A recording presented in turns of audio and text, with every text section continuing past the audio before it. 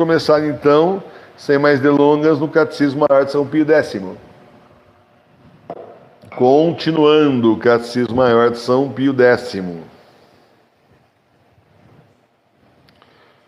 bem, muito bem, muito bem.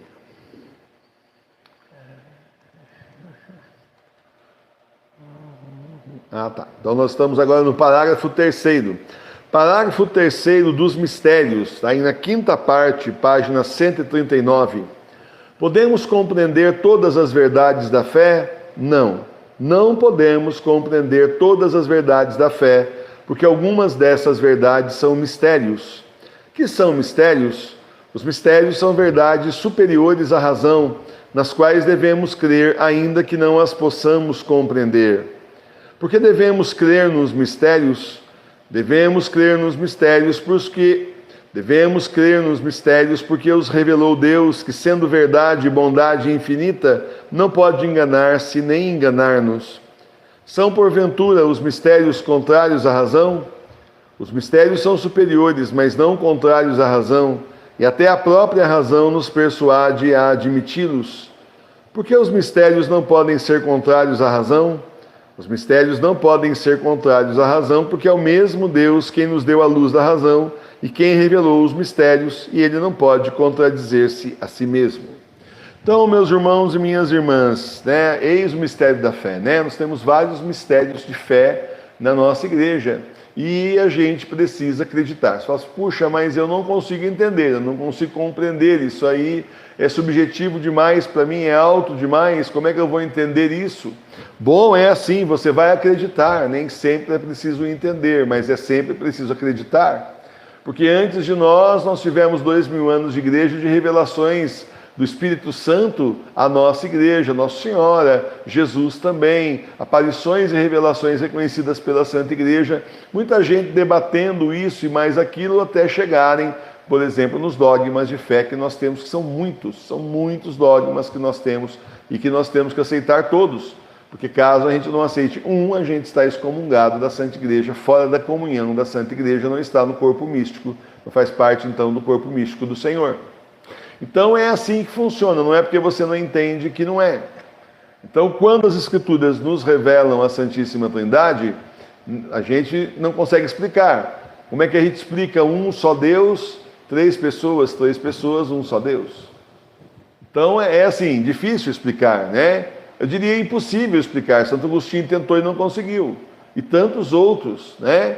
Mas não é necessário explicar, é necessário aceitar, acreditar e só isso. É simples mesmo.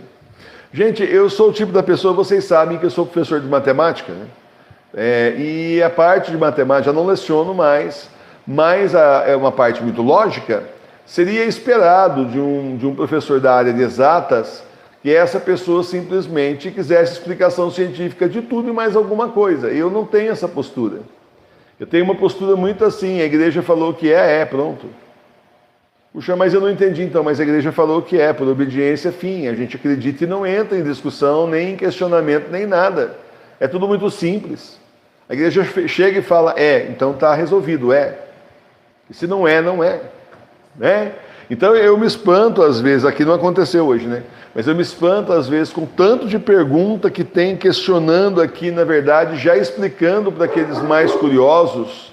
Na verdade, nós temos aqui no Catecismo uma situação assim. Nós estamos aqui no começo do século XX. E a gente sabe então que o século XIX foi uma praga para a igreja, foi realmente uma tragédia. E nós temos então uma situação de jornais, o pessoal aproveitando muito para jogar um monte de dúvida na cabeça das pessoas. É por isso que o catecismo aqui, ele já vem e já explica até aquilo que você nunca perguntou, né?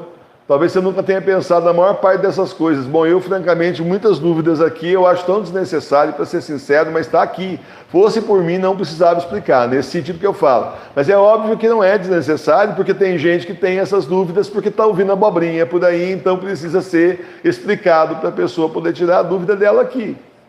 Eu não estou criticando o catecismo e nem a Santa Igreja. Eu estou falando que por mim não é necessário, eu não preciso, falou que não explique mais nada, é isso, fim de papo, a gente aceita. A gente acredita, aceita e pronto, se põe numa posição de humildade diante da Santa Igreja de 2000 anos que vai aí até o Papa Bento XVI, agora está nas nossas mãos, para que a gente então simplesmente cumpra o que a Santa Igreja ensina e definiu. Acabou, fim de conversa. Né?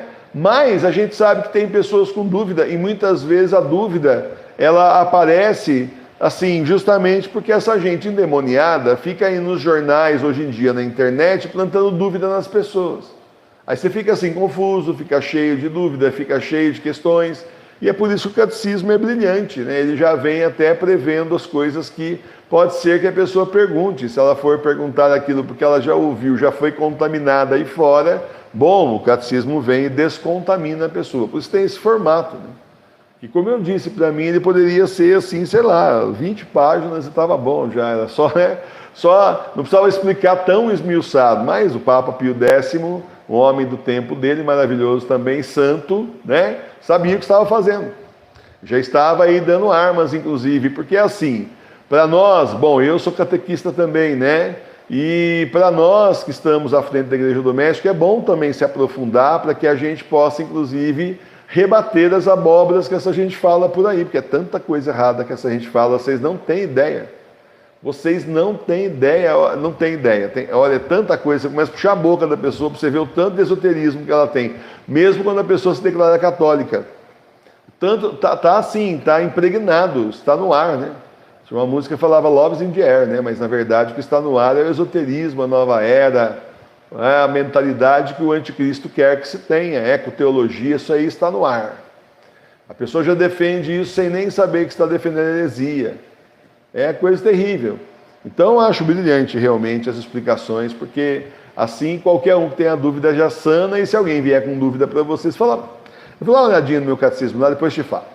Você não é obrigado a saber na hora, mas depois te falo. E aí você vem dar uma estudada e já tem até a explicação de muitas dúvidas que ao longo do século XIX, aquelas pessoas pérfidas, gente que tinha formação católica sim, usou a formação católica não para ensinar sobre a igreja, não para a sua própria salvação, mas para, assim, a sua condenação e tentar tirar outras pessoas da salvação e irem para o inferno junto com elas.